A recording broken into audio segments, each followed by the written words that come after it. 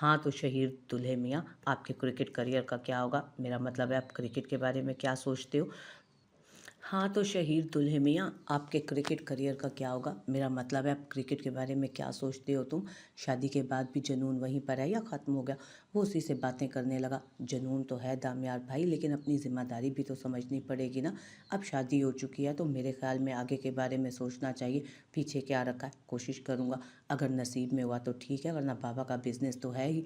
वो बड़ी समझदारी से जवाब देते हुए उसे लिए टेबल पर बैठ गया, जबकि ज़बर भी उसके पास ही आकर बैठ गया। वो काफ़ी थका हुआ लग रहा था। तुम्हारा जॉब बहुत टफ है ज़बर, मानना पड़ेगा। तुम्हें देखकर मुझे हैरत होती है कि इतना मुश्किल काम तुम कैसे करते हो। वो ज़बर की तरफ देखते हुए बोला तो वो मुस्कुराया था। मुश्किल तो नहीं कह सकते, और वैसे भी जो काम मुल्क के लिए किया जाए उसमें कौन सी मुश्किल होती है भला। वो मुस्कुरा कर बोला, तुम्हें मुल्क से मोहब्बत है, राइट? वो उसकी तरफ देखते हुए कहने लगा तो उसने बड़े फ़ख्र से अपने सीने पर हाथ रखकर सर को झुकाया। और जनाब का शादी के बारे में क्या ख्याल है? तुमसे छोटा घोड़ी चढ़ रहा है और तुम अभी तक कंवारे बैठे हो। भाई इस हिसाब से तो आप भी बड़े हैं इससे, आप भी तो कुंवारे बैठे हैं। आप भी जल्दी शादी के बारे में सोचिए, आपके पीछे पीछे ये भी घोड़ी चढ़ जाएंगे। वो तोपों का रुख उसकी तरफ करते हुए बोला तो दामियार कहका लगा कर हंसा। हमने तो अर्जी डाली हुई है, दुआ करो मंजूर हो, फिर इंशाल्लाह तुम्हें अपनी शादी की बिरयानी भी खिलाऊंगा। वो मुस्कुराते हुए बोला, आमीन आमीन, मेरी दुआ है कि वो दिन जल्दी आए और आपने जो अर्जी डाली है वो मंजूर भी हो जाए, ताकि हमें भी अपनी शादी के बारे में सोचने की कोई बड़ी वजह मिल जाए। यकीन करें, आप सबको शादीशुदा देखकर मुझे ना सिर्फ कुंवारेपन की फीलिंग आएगी, फिर मुझे अपने बारे में कुछ ना कुछ सोचना ही पड़ेगा। वो साइड पर रखे टिफ़िन को खोलता उसमें से खाना निकालते हुए बोल रहा था, जबकि दामियार ने उसे हैरानगी से देखा।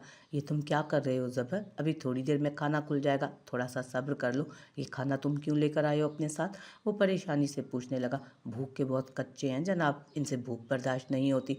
जब इन्हें भूख लगती है तब ये पागल हो जाते हैं, मरने वाले हो जाते हैं बल्कि। और फिर भाई आप इसका गुस्सा देख लें जो भूख में निकलता है। अस्तगफिरुल्लाह, शैतान भी तौबा करता होगा। वो उसे खाना खाते हुए देखते हुए बोला, जबकि ज़बर के बारे में ये राज जानकर वो काफ़ी खुश लग रहा था। वो किसी भी चीज़ की परवाह किए बगैर अब अपने खाने में मसरूफ़ था। सॉरी भाई, मुझसे ये ड्रामे नहीं होते कि मैं कम खाता हूँ, मैं भूखा रह सकता हूँ। भाई ना तो मैं कम खाता हूँ और ना ही मैं भूखा रह सकता हूँ। भूख मुझसे बर्दाश्त नहीं होती, और भूख में तो मुझे गुस्सा भी बहुत आता है। और अगर तुम्हारी बीवी को खाना ना बनाना आता हुआ तो, और तुम्हारा ट्रांसफ़र किसी ऐसे एरिया में हो गए जहाँ पर ये खाना पीना ना मिलता हुआ तो।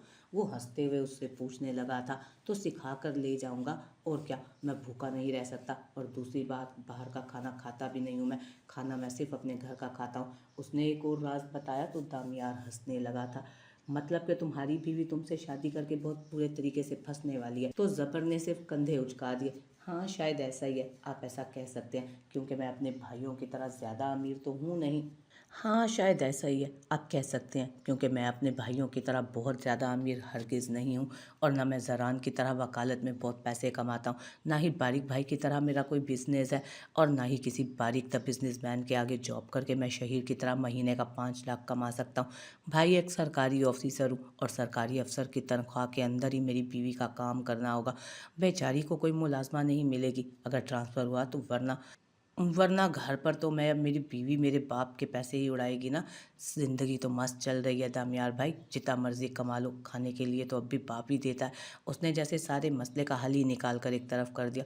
अल्लाह करे तुम्हारा ट्रांसफ़र कभी भी ना हो, और शादी के बाद तो बिल्कुल कभी ना हो, वरना तुम्हारी बीवी के लिए सिर्फ अफसोस ही करना पड़ेगा। वो मुस्कुराते हुए उनके करीब से उठा, जबकि जहाँ ज़बर कंधे उचकाकर अपना खाना खाने में मसरूफ़ हुआ, वहीं शहीर अब उसे मज़ीद तंग करने लगा। यार ये पार्लर वाली ने जो लिपस्टिक लगाई है ना, मुझ पर बिल्कुल सूट नहीं कर रहे, मैं इसको चेंज करके आती हूँ। इबादत के साथ तस्वीरें बना रही थी जब इबादत ने उसकी तरफ देखते हुए बोला था, हाँ ना, मैंने तो वहीं पर कहा था कि तुम्हें इतनी ज़्यादा डार्क लिपस्टिक सूट नहीं करेगी, तुम चेंज करके आ जाओ, तब तक मैं यहीं रुक कर तुम्हारा इंतज़ार करती हूँ। इस जगह बहुत अच्छी तस्वीरें आ रही हैं, वो वहीं सीढ़ियों पर बैठते हुए बोली, जबकि इबादत बैग से लिपस्टिक निकाल कर साथ ही बने वॉशरूम की तरफ चली गई। वो वॉशरूम में दाखिल होते जल्दी जल्दी लिपस्टिक चेंज करने लगी, ताकि जल्दी से वापस बाहर जाकर उसके साथ तस्वीरें बना सके। हाँ ये अच्छी लग रही है मुझ पर। उसने सामने लगे आईने में एक नज़र खुद को ठीक से देखा। खुले बालों में वो मज़ीद खूबसूरत के کھلے بالوں میں وہ میک اپ کے ساتھ مزید خوبصورت لگ رہی تھی، بلکہ بہت حسین لگ رہی تھی، جبکہ یہ فراک ایزا نے اس کے لیے پسند کی تھی، جو اسے خود بھی بہت زیادہ پسند آیا تھا۔ یہ کلر اس پر ہمیشہ سوٹ کرتا تھا۔ وہ وہ اپنی تیاری سے مطمئن ہو کر باہر واپس آ کر جانے ہی لگی تھی آگے کہ وہ تیزی سے واش روم سے نکلتی سیدھی واپس ہال کی سیڑھیوں کی طرف جانے لگی، جب اسے پیچھے سے کسی کی آواز سنائی دی۔ یوں تو مڑ کر دیکھنے کی عادت نہیں مجھے، تمہیں دیکھا تو سوچا کہ ایک بار اور دیکھا جائے۔ آواز نے جیسے اس کے قدموں میں بیڑیاں سی ڈال دی تھی، اس کی نگاہیں خود بخود شرم سے جھکنے لگیں۔ کیا تعریف کروں تیری حسین صورت کی میرے یار، لفظ کم پڑنے لگے ہیں تیری معصومیت کو دیکھ کر۔ وہ اس کے بہت قریب آتے ہوئے آہستہ سے اس کے گرد بازو کا حصار بناتا اس کے کان میں گنگنایا، زران سب باہر لوگ ہیں، کوئی آ جائے گا۔ اس نے اسے جگہ کا احساس دلانا چاہا۔ نہیں بھاتا کسی اور کا چہرہ اب نگاہوں کو، تجھے دیکھنا اور دیکھتے رہنا دستور بن گیا۔ اس کے گال پر اپنے لب رکھتے وہ اسی انداز میں پھر سے بولا، زران پلیز کوئی آ جائے گا، سب لوگ باہر ہیں اور ایزا بھی باہر ہی ہے۔ وہ پریشانی سے اسے بتانے لگی، لیکن اسے پرواہ کہاں تھی، وہ ایک جھٹکے سے اسے گھما کر اپنے ساتھ جوڑ چکا تھا۔ ہم تو فنا ہو گئے ان کی ایک جھلک دیکھ کر، نہ جانے ہر روز آئینے پر کیا گزرتی ہوگی۔ وہ اس دفعہ اپنا جملہ مکمل کرتے اس پر جھکتے ہوئے بولا تھا، جبکہ وہ سانس روک کے کھڑی تھی۔ زران پلیز سمجھنے کی کوشش کریں، کسی نے دیکھ لیا تو قیامت آ جائے گی۔ وہ خود کو چھڑوانے کی کوشش میں بے حال ہوتے بولی، ایک شرط پر چھوڑوں گا، ابھی جا کر دادی سے کہو کہ تم رخصتی کے لیے تیار ہو، اور اگر تم نے ایسا نہیں کہا نا تو اگلی ملاقات تمہاری میرے بیڈ روم میں ہوگی اور خطرناک ہوگی۔ پچھلی دفعہ کی طرح نرمی سے ہرگز پیش نہیں آؤں گا۔ بہت برداشت کر لیا میں نے اپنے جذبات کو، اب میں مزید لگام نہیں ڈال سکتا اپنے جذبات کو۔ تمہارا فرض ہے کہ تم میرے ان بے لگام جذبات کو سکون پہنچاؤ، نہ کہ میری بے بسی پر خوشیاں مناؤ۔ ابھی جا کر دادی سے کہو کہ تم رخصتی کے لیے تیار ہو، ورنہ تمہارے لیے تو بالکل اچھا نہیں ہوگا۔ اس کا چہرہ اپنے ہاتھ میں دبوچے کافی سختی سے بولا، کل تمہاری غلطی کو یہ سوچ کر معاف کر چکا ہوں کہ یہ تمہاری پہلی اور آخری غلطی ہے، ورنہ کل جو تم نے کیا ہے نا اس کے لیے تمہیں اس سے بھی سخت سزا مل سکتی تھی۔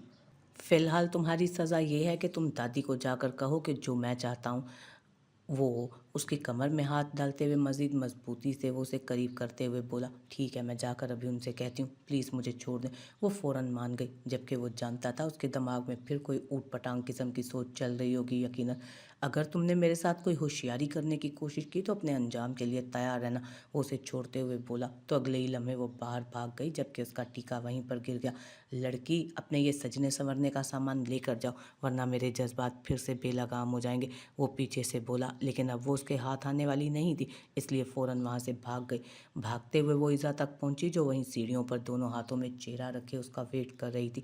یا الہی عبادت، یہ کیا ڈائن بن کر آئی ہو تم؟ لپسٹک ٹھیک کرنے گئی تھی اور پہنچ گئی خراب کر کے، وہ اس کے چہرے کو دیکھتے بولی، جبکہ زارن کی حرکت کو یاد کرتے وہ اگلے ہی لمحے چہرہ پھیر چکی تھی، جبکہ زارن کو آتے دیکھ بھاگتے ہوئے ایزا اس کے سینے سے لگی۔ ایزا، یہ کیا اپنے ساتھ چڑیل رکھی ہے تم نے؟ کیا حالت بنا رکھی ہوئی ہے اس نے؟ تم نے جا کر اپنا منہ صاف کر کے آؤ تم۔ وہ اس کا چہرہ ساتھ لگی کھڑکی کے شیشے کی طرف کرتے ایزا کو اندر لے کر چلا گیا، جبکہ اپنے ہونٹوں کی حالت دیکھتے وہ اپنے چہرے پر ہاتھ رکھتی واپس واش روم کی طرف بھاگ گئی۔ چڑیل ہوگی ان کی بیوی، منہ بناتے لپسٹک صاف کرنے لگی تھی وہ۔ ارے بیوی تو میں ہی ہوں، میں کہاں سے چڑیل ہو گئی؟ ان کی وہ سپر ماڈل چپکو قسم کی دوست زیبائش خان، میں تو اتنی پیاری ہوں۔ اس نے خود کو شیشے میں دیکھتے ہوئے سوچا اور پھر لپسٹک ٹھیک کرتی ہوئی باہر کی طرف نکل گئی تھی۔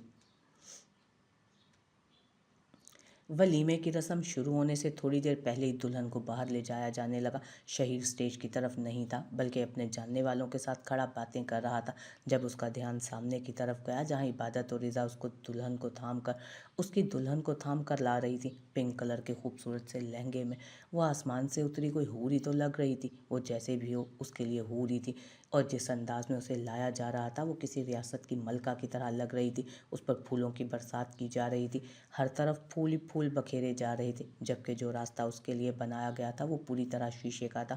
اس کے دونوں اطراف پر لگائے گئے خوبصورت لمبے لمبے گملے اور گملوں میں موجود گول شیپ کے خوبصورت سے پھول جو خوبصورتی کی مثال آپ تھے، اور جو چیز سب سے زیادہ خوبصورت محسوس ہو رہی تھی وہ تھی اس ہال کی خوبصورت سی ڈیکوریشن۔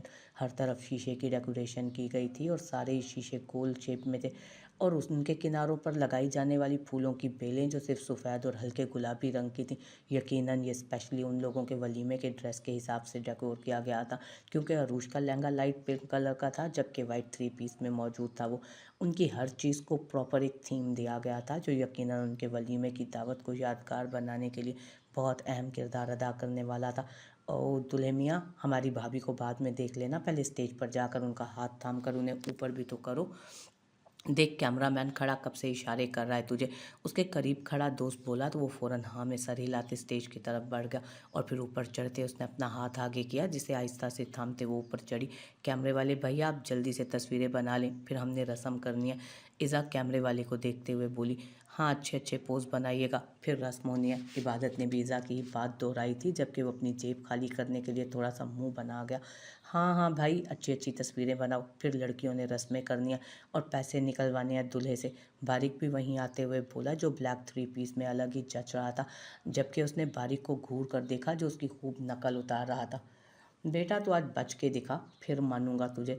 देखो इबादत, एक पैसा नहीं छोड़ना इसकी जेब में, मैं तुम लोगों को बता रहा हूँ। वो उन दोनों को वार्न कर रहा था, जबकि वो तो वैसे भी घर से इरादा करके आई थी कि उसकी जेब में एक भी पैसा नहीं छोड़ेंगी।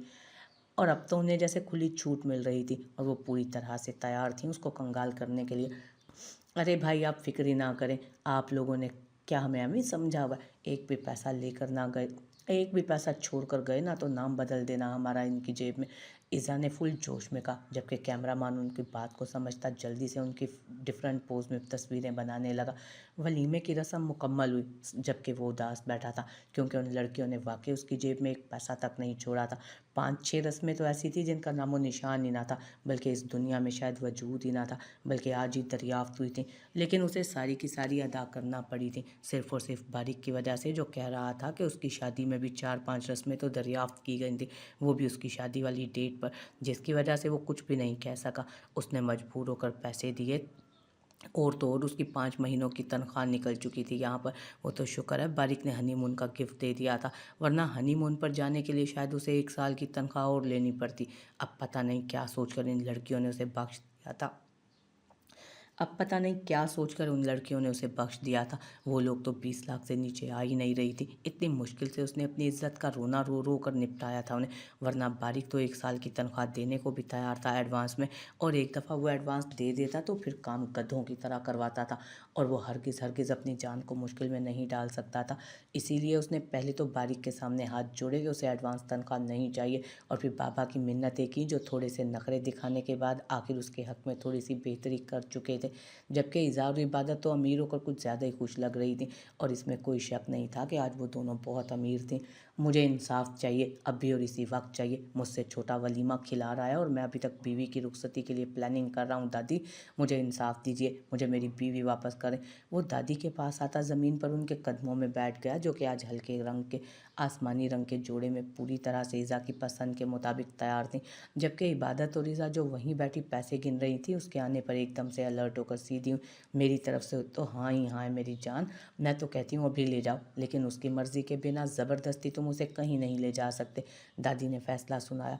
दादी, अगर ऐसी बात है तो बुलाएं उसे और पूछें, अभी के अभी पूछें कि ये रुखसती करना चाहती है या नहीं करना चाहती मेरे साथ।